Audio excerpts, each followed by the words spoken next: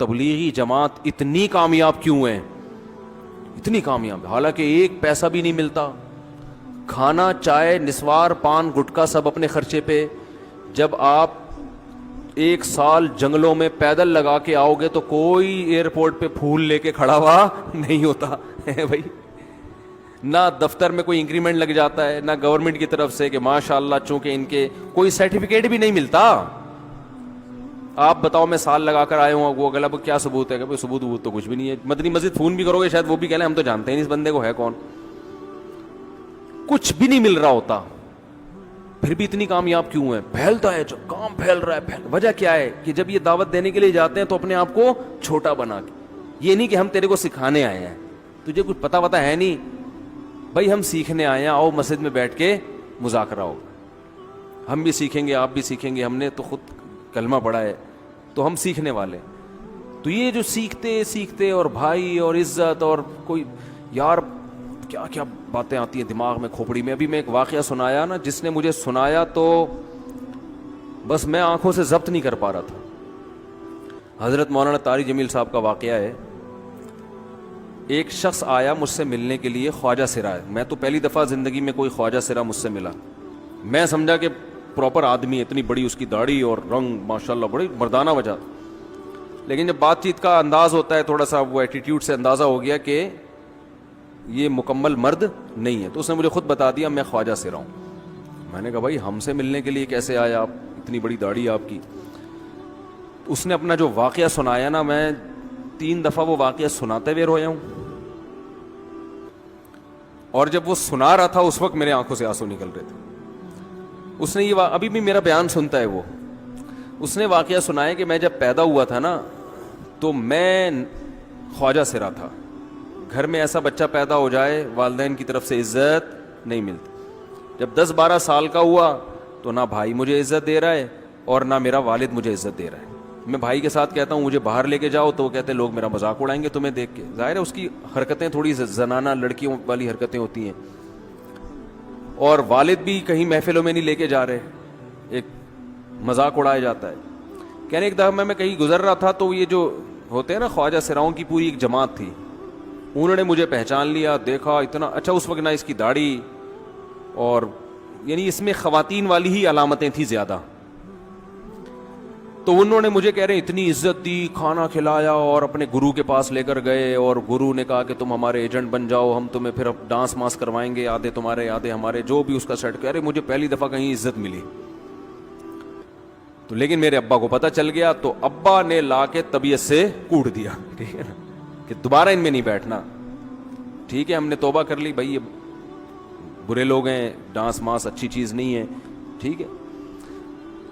تو اب کیا ہوا، کہتے ہیں کہ پھر جو ہے نا کچھ دنوں میں کہیں کسی سے جھگڑا میرا ہوا کسی بات پہ، تو اس نے انتقام لینے کے لیے شکایت لگا دی ابا کو کہ یہ دوبارہ ان کے پاس گیا. حالانکہ وہ جھوٹی شکایت تھی.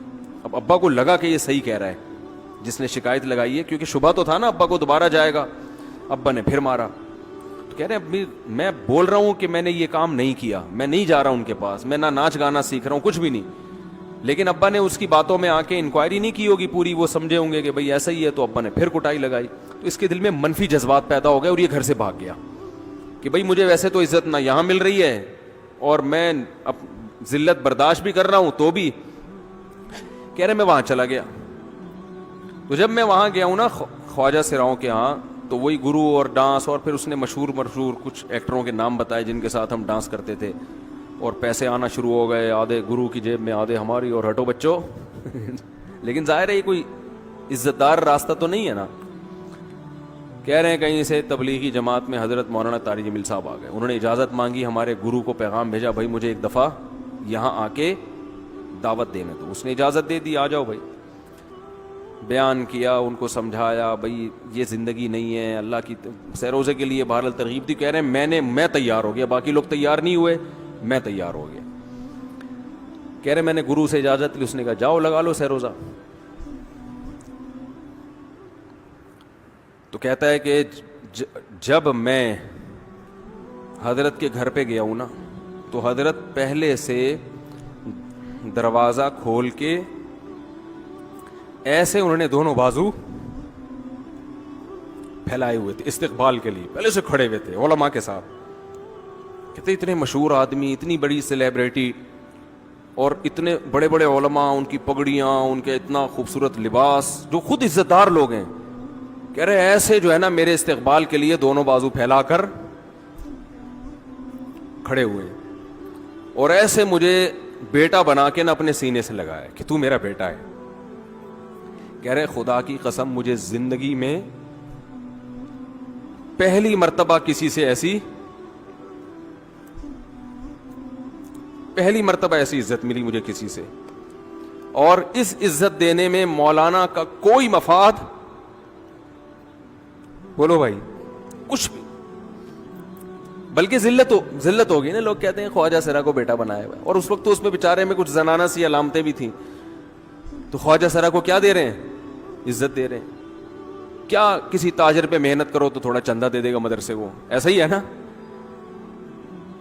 اور کسی افسر پہ محنت کرو تو تعلقات کیا ہو جائیں گے, جب وہ دین پر آئے گا تو اس سے کیا فائدہ. اس کو تو باپ ایسے ان لوگوں کو ریجیکٹ کر دیتے ہیں, بھائی اپنانے سے. کہہ رہے مجھے یہ اپنا رہے ہیں, ایسے سینے سے لگایا انہوں نے, اور مجھے سہروزے کی جماعت میں اپنے ساتھ لے کر گئے, کھلاتے تھے, بڑا خیال رکھوایا میرا.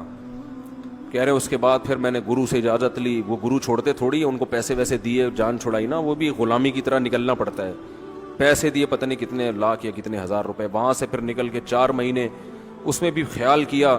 تو پھر تبلیغ کے بزرگوں سے ملا, پھر انہوں نے پورا مجھے بتایا کہ بھائی تم یہ علاج کرو تاکہ تمہارے اندر یہ زنانہ علامتیں ختم ہو. تو وہ علاج کر رہا تھا ماشاءاللہ, انجیکشن لگے, انجیکشن میں ڈاکٹروں کی بھی مدد کروائی.